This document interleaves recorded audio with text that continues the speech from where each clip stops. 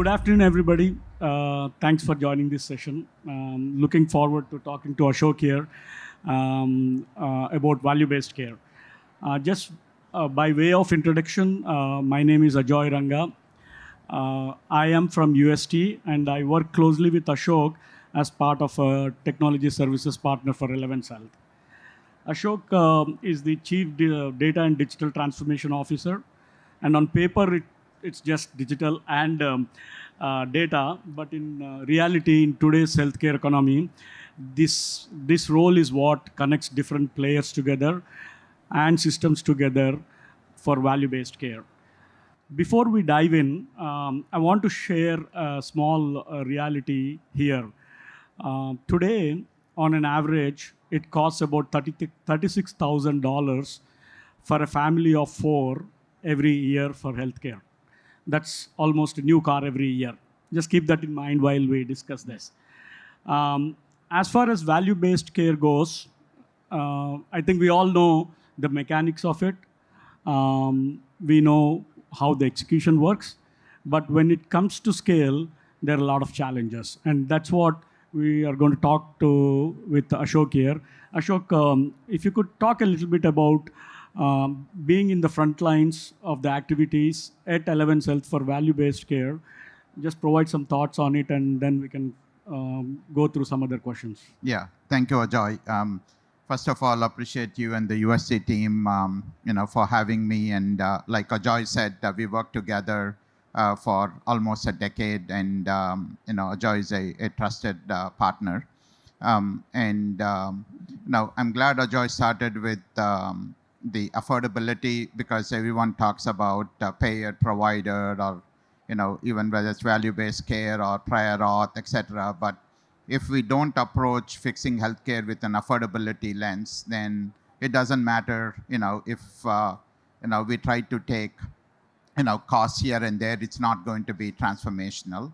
So as far as coming to answer Ajoy's question, when we talk about value-based care, it's the intersection of the work I lead, which is data, AI, and healthcare services or care delivery. It's a combination of how we leverage tech and work with all the different teams within the organization, whether it's our network team, our business analytics team, or operations team, or even different aspects of what we call our care lawn, which is responsible for contracting, etc. So we partner with all of them because it does take a village to drive what we call scalable value-based care.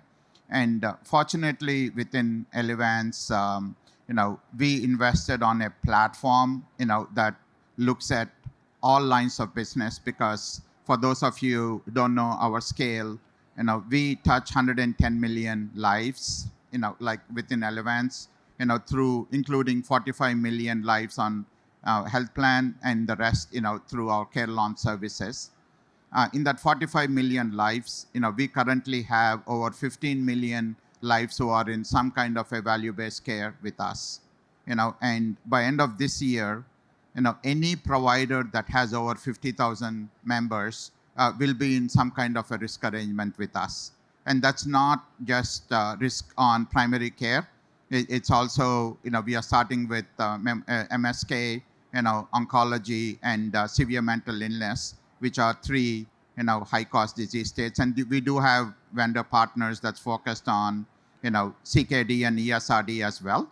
So our goal is to scale it across the specialties, but also primary care as a core engine. So like tech, operations, workflow, all of them are integral part of how to make value-based care work. All right.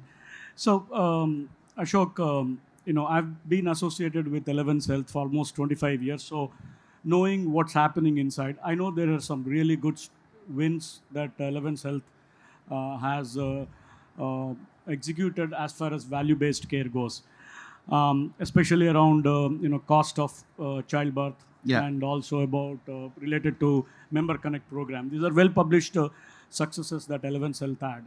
But one of the things that everybody struggles, as we all know, is that going from those quick wins to scaling to Scaling, yeah. much more bigger population. Just for example, right, any $1 billion provider contracts, only 3% is value based, Yeah. 97% is volume based. Previous. So, why? What do you think is needed to take this pilot successes to scale it to that 90% volume? Yeah. So it's a great question. And right now, with again affordability at the center, the way to look at value-based care and how to drive more provider adoption is by looking at key metrics. That's a win-win situation for both payer and the provider.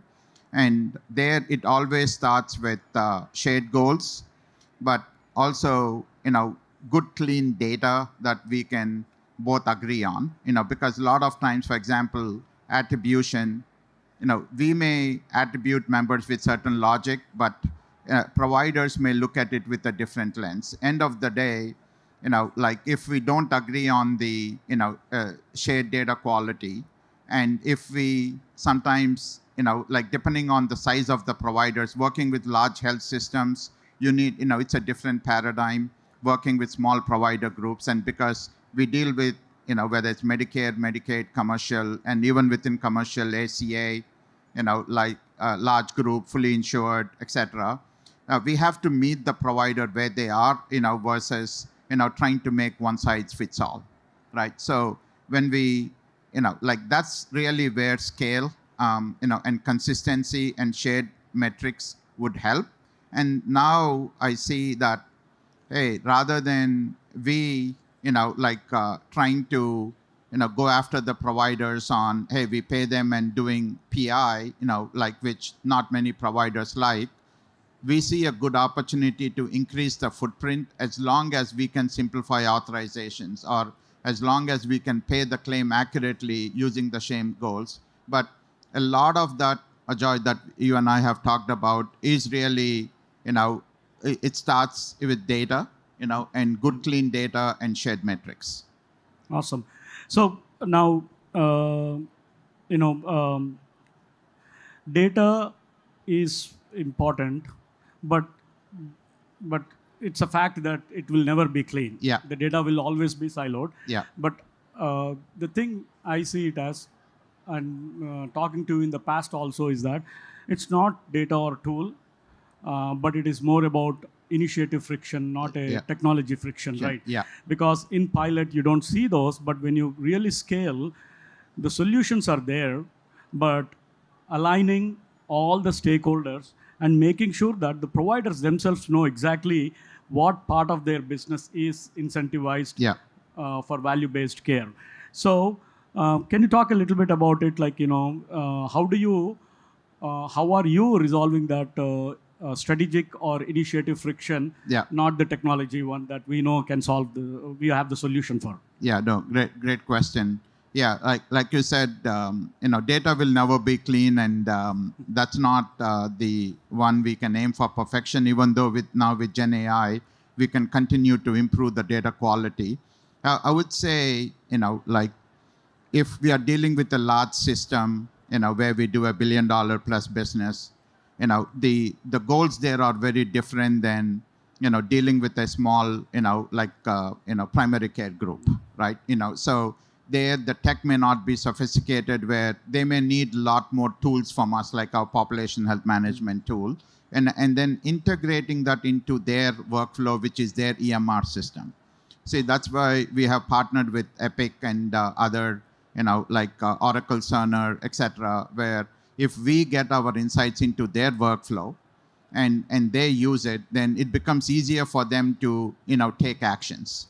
And with large health systems, because they have their own tooling, we send them the right data, and then we rely on them to but then there's a little bit more friction there, because there are certain components which can never be into value-based care. For example, something related to pneumonia or respiratory diseases, where there's a lot of high inpatient cost, right? So, and they would expect us to resolve that administrative burden on approvals or, claim payments, and put that as a dependency for us to drive more volume. Because end of the day, when health systems is looking at it from their bottom line, they're not going to sign up on something where that could impact them. So, we have to customize it depending on the system that we work with. Fortunately for us, at least in the 14 blue states we are in, when you have 35% of the provider book, there's a lot more incentive for them to work with us compared to a health plan that only has 5% of the population. So we do see a hope, but like you said, the metrics or the goals should be aligned on win-win for both. Awesome. No, great. Now, Ashok, what surprised you the most when the scale has, reached the threshold? Yeah.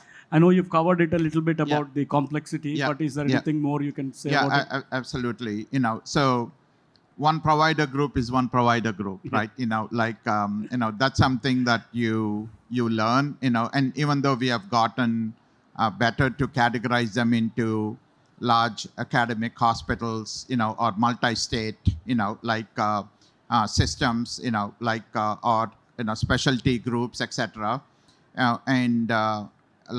See, in the past we had seen limited adoption of tech on the provider side, but now with a lot of advancements, providers are becoming a lot more savvy, so it's easier to partner with them, but it has to be more about at our scale, depending on the population. If it is more commercial large group, it's slightly different than Medicaid population, right? And then helping them with the tools. If they are smaller practices, we have seen them be lot more ready to work with us because they don't want to be bought by a big system. Yeah. Right. And then with big systems, it's all about scale or trying to figure out, hey, what are the administrative frictions, etc.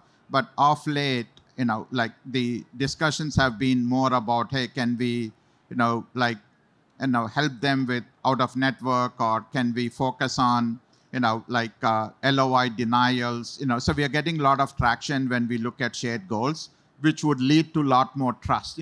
I would use the word trust. If you build trust, then you can drive more providers to even downside risk arrangements as well. All right. Thank you. Now, so in the value-based care arrangement, right, the proactiveness and the signals are much more important than in the non-value-based care, where analytics are an afterthought. It's a report, it's a dashboard. So what are you guys doing, and what are your thoughts about being that proactive in nature so that it helps the providers to actually be able to do what is needed for VBCs? Yeah, absolutely.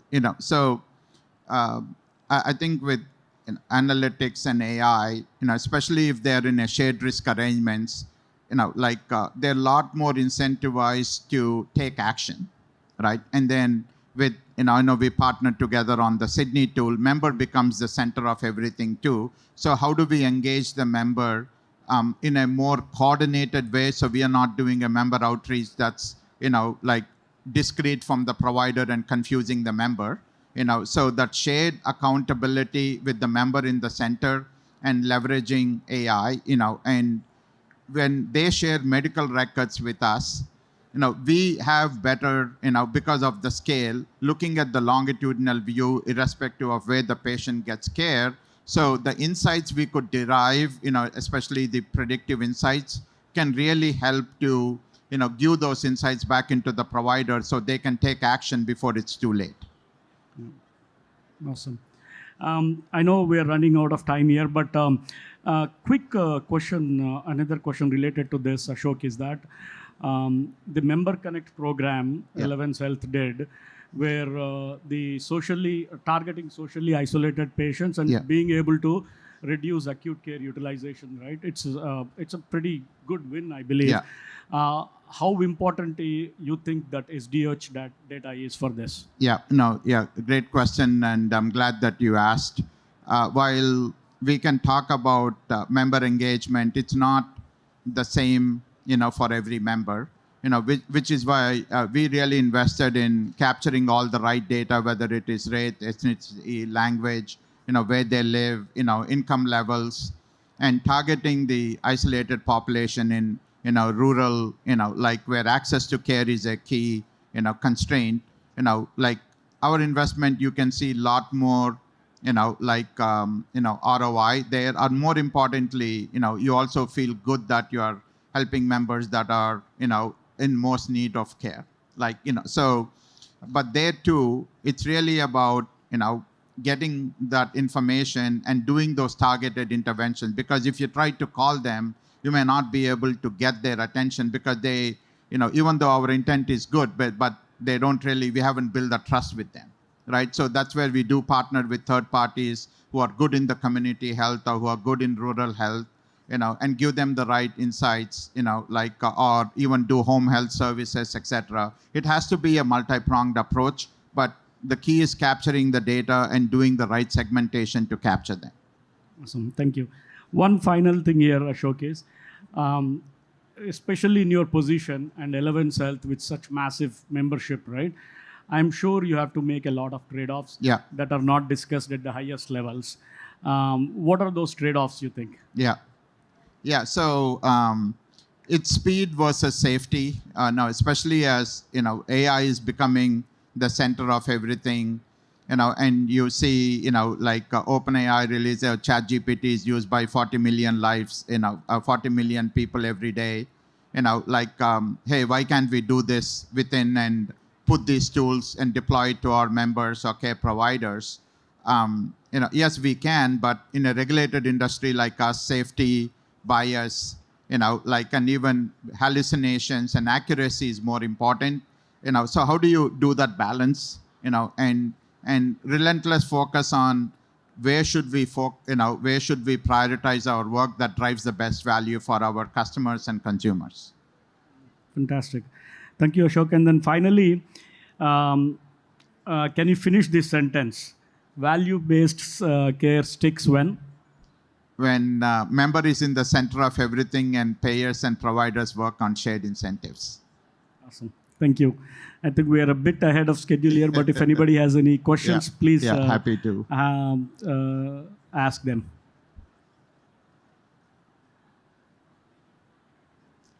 Ajay, I would like to thank you again, you and UST, for hosting. It's a very relevant conversation, and I would like to reiterate the point you made in the beginning.